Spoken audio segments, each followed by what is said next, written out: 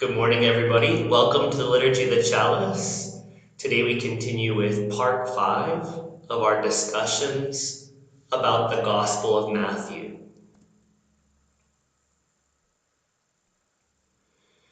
So now we've come to the part where Jesus has been baptized by John, and after that, in both the Markan version and now the Matthew version that we're learning, we see Jesus immediately goes after that baptism event to seclusion in the wilderness, where he seems to be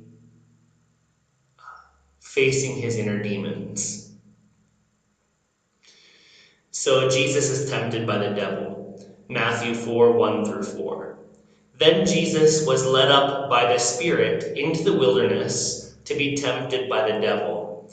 He fasted 40 days and 40 nights, and afterwards he was famished. The tempter came and said to him, "If you are the Son of God, command these stones to become loaves of bread." But he answered, "It is written, one does not live by bread alone, but by every word that comes out of the mouth of God." So here we see a much more expanded version of the wilderness temptation story than we found in the Gospel of Mark. In the Gospel of Mark, we don't have this back and forth between the devil, Satan, and Jesus. It just says that he was tempted by the devil in the wilderness, in his desert seclusion. But here we get a lot more information about this conversation that Jesus had with the devil. So, was Jesus talking to an external personification of evil? Is that possible? I can tell you it's possible. Many people in this modern age don't want to believe that there is negative entities out there that can influence us. I can say from my own personal life experience that they do exist. I can also say from my own life experience that it's not quite like this. There are negative beings. I'll discuss one kind of negative being. There's a type of being that can be called a psychic vampire. And I've seen these attached to many human beings. And a psychic vampire is a type of entity. I don't know if it's appropriate to call them a demon or a devil, and I don't know if he works for some guy called Satan. I don't know that. But I've seen entities that are conscious beings that attach themselves to human hosts. They're kind of like parasites, and that's why I use the term psychic vampire. When people consistently are stuck in some form of negative emotion, these types of beings will often attach themselves to a host that is stuck in depression, stuck in anger, stuck in lust, unhealthy expressions of sexuality. Pardon me, I'm still getting over a little bit of a cold here. And these beings, these psychic parasites, they eat negative emotions. They consume negative emotion. And they also inspire one in a very subtle way to continue experiencing negative emotion. So these psychic vampires that I've experienced, these negative entities that I've experienced, it's wordless. There's no theological conversation going on between you and them. But they do seem, from my experience, to pull life force and negative emotion from certain beings. And they somehow seem to inspire within that person to go deeper into their depression, deeper into their anger, deeper into their whatever it is that they're going through. Because those negative emotions and life force are these psychic vampires' food. So there is such thing as negative entities that exist out there. And I've seen other types of entities that try to scare, and I've even experienced one a long time ago when I was in college that tries to attack one's faith or spiritual understanding. So some forms of these entities are able to communicate, and some don't speak. So it's not, I say all of this not to get off track of the Jesus story of his temptation, but I do say it to tell people in this modern age that there are subtle entities that do influence us for good or for bad. And some people may be tempted to call these dark entities or negative entities demons. But we have to remember that there was a stage in which Christianity started to demonize other religions. And in the Greek religion, there was something called a daimon. And a daimon was a lesser god. And sometimes they weren't very nice to humanity, and sometimes they were. And Christianity demonized the Greek concept of a daimon and devolved it into a demon, these beings that are the minions of Satan. So demon was an appropriated word. It was appropriated from the Greek and had a totally different meaning for Christians than it did for Greeks. Anyhow, that being said, I don't believe that Jesus was necessarily tempted by the devil. I don't believe he was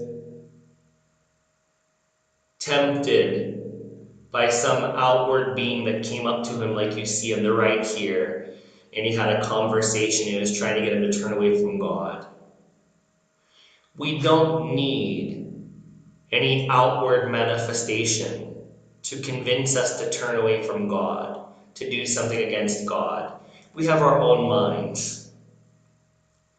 So, in my opinion, the temptation stories that are told in the Christian Gospels are about each person, each soul represented by Jesus, facing their own yetzer hara, which is personified as the devil. The yetzer hara are our negative or evil inclinations, our weaknesses in thought, word, and deed. And so whenever you go into a period of silence, try it sometime. Take a morning on your day off and just be in silence. And just sit in solitude and see what rises in your mind.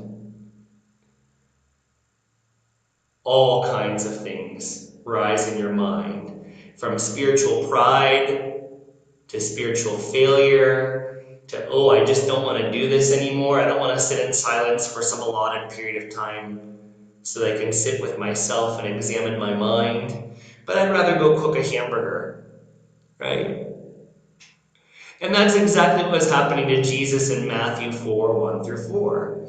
He was fasting to purify himself, to ready himself to go out on his mission and teach about the coming of the Malkuth, the coming of the kingship of God in the hearts of all humanity.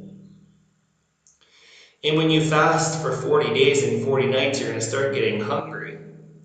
And your mind's going to think, oh, do I really need to finish this fast? I'd rather have some food. So likely this was Jesus fighting with his own mind. It was him transcending body consciousness. His body was hungry. But he told the body in his lower inclinations, no, I will not stop this fast until it's complete, because one does not live by bread alone, but by every word that comes out of the mouth of God. One lives by the teachings of Torah. I'm nourished by Torah. I'm nourished by my meditation. I'm nourished by my prayer. In fact, I'm nourished and purified by my fast. So mind, I don't need to eat now. I'm nourishing myself with the Spirit of God, with my inner communion with God. And so the yetzer hara, the lower inclination, the negative inclination within Jesus, was easily surmounted. His mind said, I really don't want to fast anymore. I want to go eat. And Jesus said, hey, I made a spiritual goal for myself. I'm going to stick with it. So Satan is our own human ego. The selfish human ego. And it is also called the yetzer hara, which is the evil lower inclination of the soul. And our job in our path of purifying our mind and our heart is to face every lower inclination, to transcend it. And here Jesus transcended the distraction of the body on his upward spiritual path. So Jesus quotes Deuteronomy in Matthew 4:4. Deuteronomy 8:2-3. Remember the long way that the Lord your God has led you these 40 years in the wilderness, in order to humble you, testing you to know what was in your heart, whether or not you would keep his judgments, his commandments, pardon me. He humbled you by letting you hunger, then by feeding you with manna, with which neither you nor your ancestors were acquainted, in order to make you understand that one does not live by bread alone, but by every word that comes out of the mouth of the Lord. The implication is that 40 days is a purificatory or cleansing period, historically for Israel, as well as for Jesus, who was a Jewish Rav and prophet. This spiritual cleansing was to humble both Israel and Jesus, is the implication. So remember the long way that the Lord your God has led you these 40 years in the wilderness. So this speaks of Moses leading the people of Israel out of Egypt back to their homeland. And as they were traveling, they were being purified by the Lord. They were being taught to live by God's promises, by the inspiration of the Spirit. And they became very hungry. And just when they thought they would fail, God rained down manna from heaven.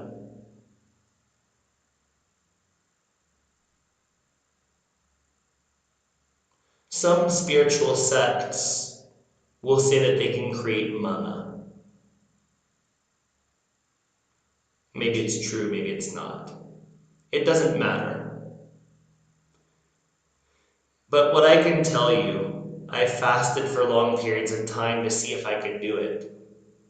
And I fasted beyond 40 days. And it's quite possible for a healthy individual to do that.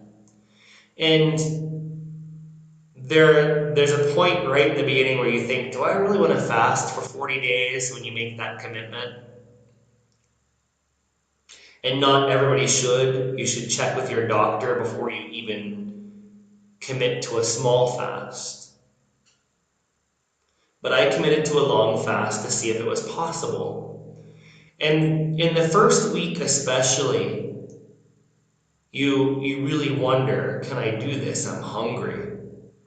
And it's less of a physical hunger than it is a psychological hunger. Like if you eat breakfast at 8 a.m., lunch at noon, and dinner at 6, you might not even be legitimately hungry, but at 6 o'clock you expect dinner mentally. And your mind revolts if you don't give it to it. If you don't feed the body at 6 p.m. exact, the mind goes crazy and thinks it's starving, when it's not. And as you go deeper into your prayer and your meditation when you fast, you do start to feel full. You do. And energy is released from different carbohydrates and fats that are in your body. You're just fine. So as you focus on spirituality, your hunger kind of goes away. And that's one way of interpreting this passage from Matthew about the devil saying, hey, you're the Son of God, make these rocks into bread. You know. And Jesus said, I don't need bread. I live by the word of God. I live by the inspiration of God as found in the Torah, as found in the Hebrew Testament. I live off of the energy and the inspiration I find in my prayer, in my meditation. And that's what this is about. And I believe that that's likely what mana really is. Mana is spiritual nutrition. When you commune with God, your body is filled with spirit, and that spirit nourishes you. And even if mana is possible to fall from the sky or to be created in some laboratory by an alchemist, it doesn't matter. It's the spiritual nutrition you find within yourself when you go into solitude in your bedroom or solitude in nature and you seek God within yourself. If you do this for a number of days, you might feel hungry. But I guarantee that if you put aside the physical hunger and the physical habits of the body, you'll discover within yourself a different kind of nutrition that doesn't come from bread or meat or vegetables or whatever it is that you eat. You'll find something much higher and much more powerful to live off of if you meditate deeply.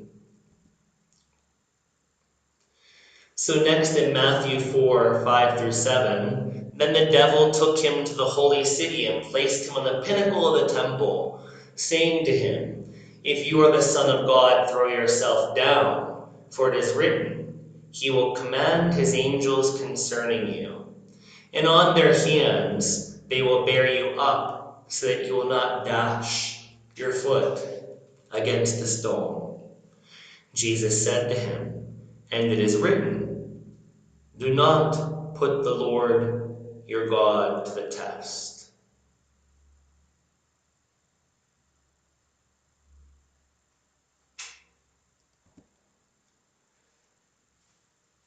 So, proof text. This seems to be a kind of proof text. Was God worried Jesus would stub his toe?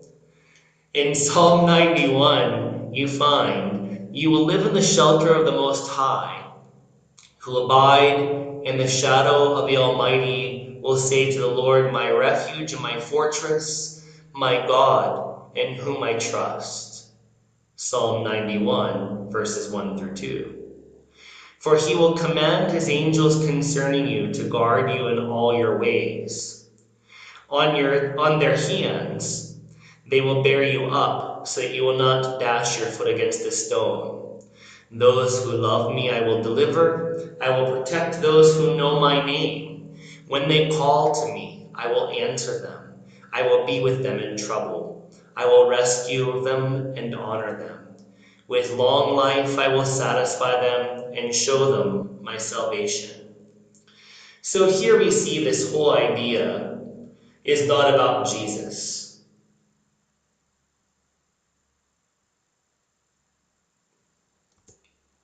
Here it says, "If you are the Son of God, throw yourself down, for it's written, he will command his angels concerning you. On their hands they will bear you up, so that you will not dash your foot against a stone."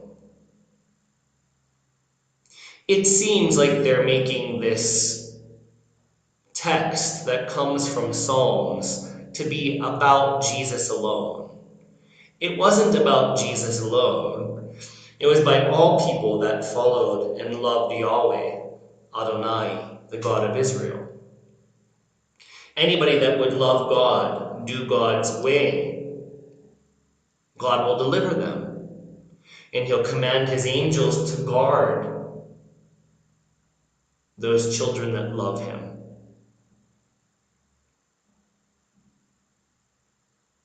So here, the devil takes Jesus up on top of the temple, the second temple in Jerusalem.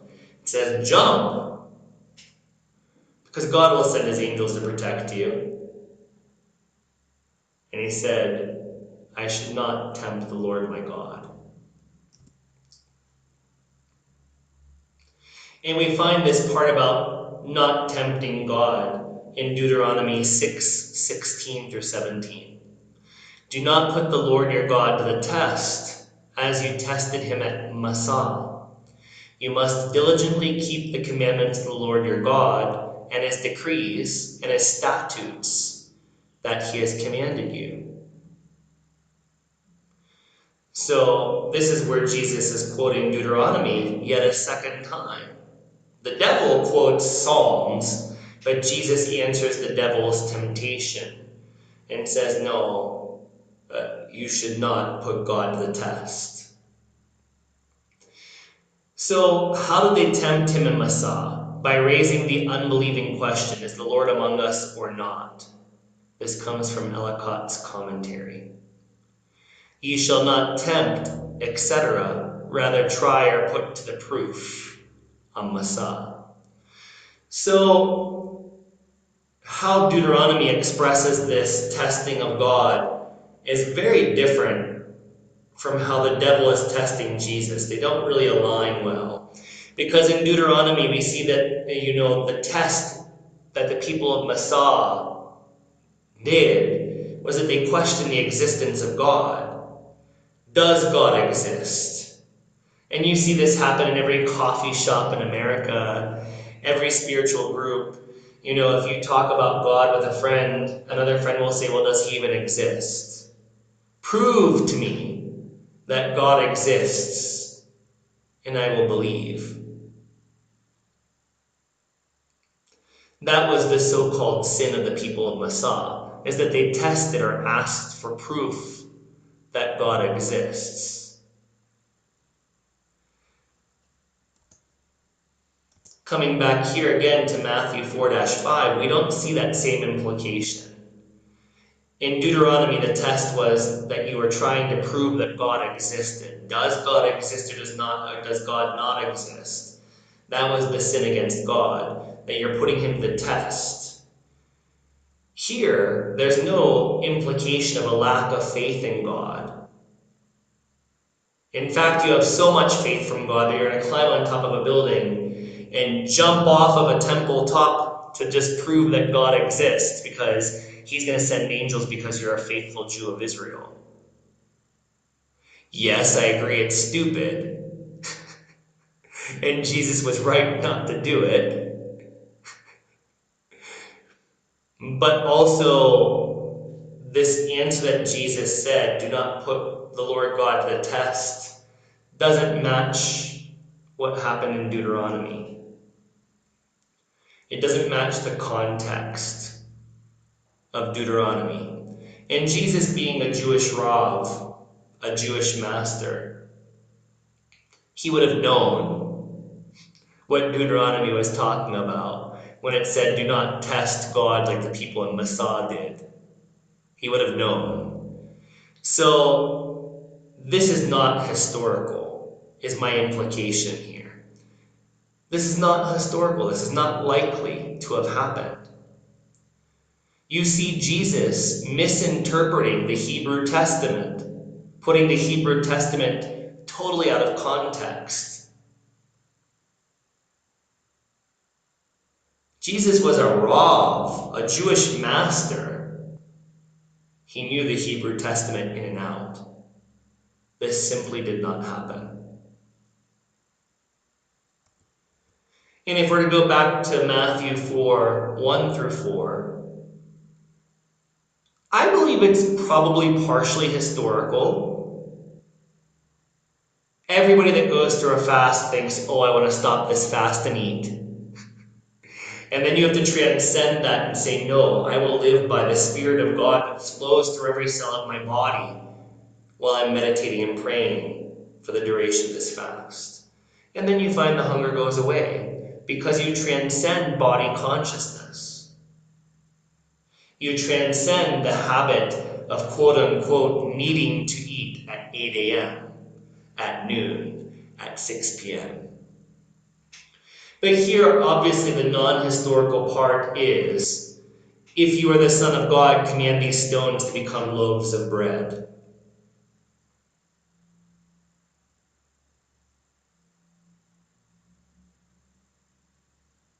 In other words, the implication here is that if you are God's son, literally his biological son, then you have the power of God and you can make these stones into loaves of bread, which is how most Orthodox Christians understand it. And that understanding would be non-historical, as we've proved many times. Son of God is an epithet of a Jewish Sadiq, a perfected righteous saint of Israel. And perhaps some people learned alchemy to turn matter into something different. Who knows?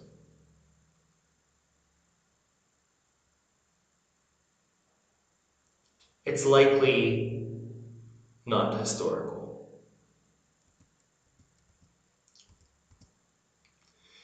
So, finally, Matthew 4, 8 through 11, again the devil took him to a very high mountain and showed him all the kingdoms of the world and their splendor.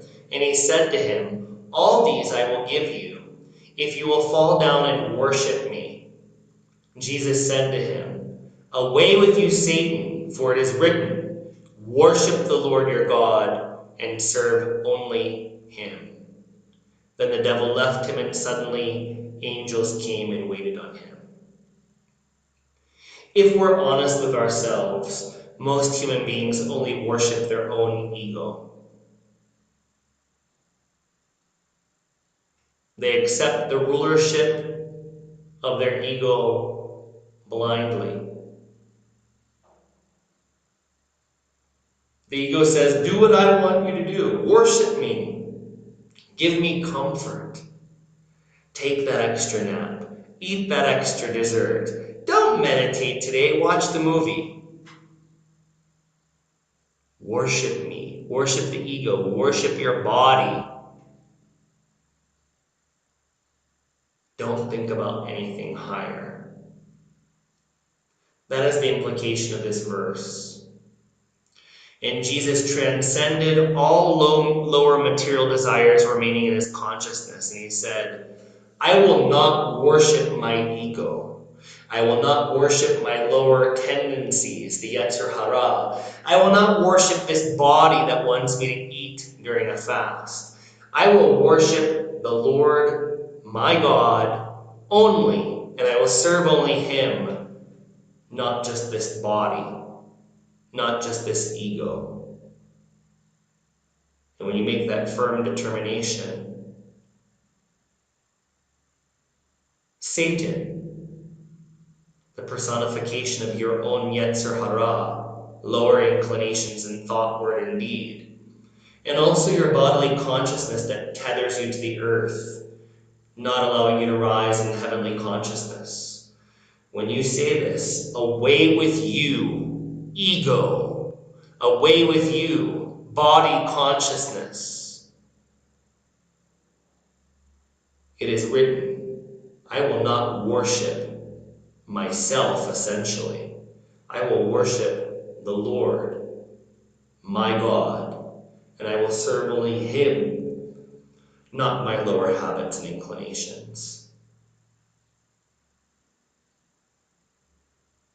This symbolized Jesus' total triumph over his lower nature.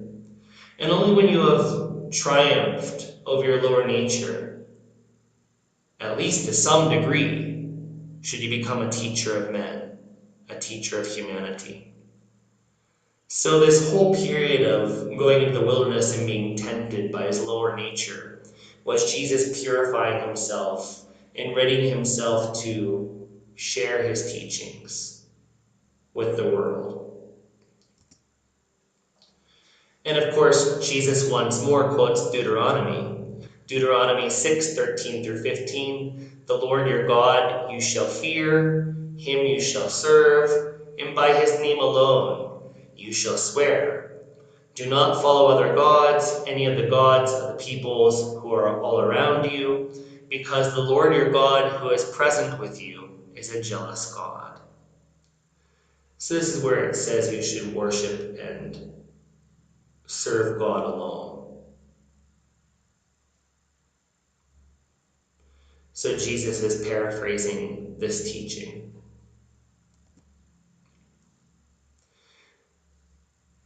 In Mark 1:12 through 13, we only see this. And the Spirit immediately drove him out into the wilderness. He was in the wilderness 40 days, tempted by Satan, and he was with the wild beasts, and the angels waited on him. That's all that Mark said. So Matthew greatly expanded on this temptation story of Jesus in the wilderness, in the desert. Why was that? Why was there a need to expand this story? So Jesus quoting Deuteronomy so much proves he was a Jewish master or Rav. So the Gospel of Matthew is known as the most Jewish of the Gospels of the Christian Testament. And they wanted to show that Jesus was very familiar with the Hebrew Testament, even though the whole thing about testing the Lord your God was totally out of context. Right? Jesus' mastery of Torah grounds early budding Christianity to a more ancient, more authoritative religious tradition, lending Christianity and its teachings more validity. Deuteronomy was the fifth book of the Torah. It contains 5 discourses and poems that Moses declared to Israel before his death, plus 2 stories about Moses' death. It stresses loyalty only to God of Israel, and it emphasizes God's love, justice, and transcendence. Sacrifice made by a priesthood in a single location was emphasized.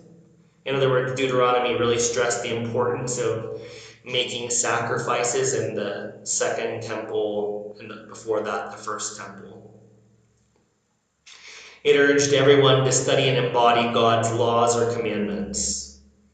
The standard English name of the book comes from the ancient Greek Septuagint, from Deuteronomion, yielding Latin Deuteronomium, It means second law. That approach to naming the book represents the Greek translation of the Hebrew phrase Mishnah Torah, found in Deuteronomy's Law of the King, where it more properly means a copy of the law. Indeed, the title Mishnah Torah is sometimes used for the book in rabbinic literature. The name Deuteronomy reflects the early Jewish perspective that the book is Moses' rehearsal of the Torah. According to Deuteronomy, Moses, shortly before he dies, revisits the earlier laws and narratives of the Pentateuch, the first 4 books of the Bible, and teaches Israel about them. So, the reason why Jesus is made to quote Deuteronomy so much, even the devil quotes parts of Deuteronomy in Psalms, is to show Jesus' connection to the Jesus religion. Is to show that Jesus' religion was Judaism, and that Christianity is not just some fledgling religion that was made up, but that Christianity was somehow the fulfillment of the Jewish religion. And Matthew goes to great efforts to try to prove that Jesus was predicted and foreknown by the prophets of old, like Isaiah, etc., which of course is all non-historical. And though Jesus certainly was a Jewish Rav, a great master, it's not likely that any of these things happened.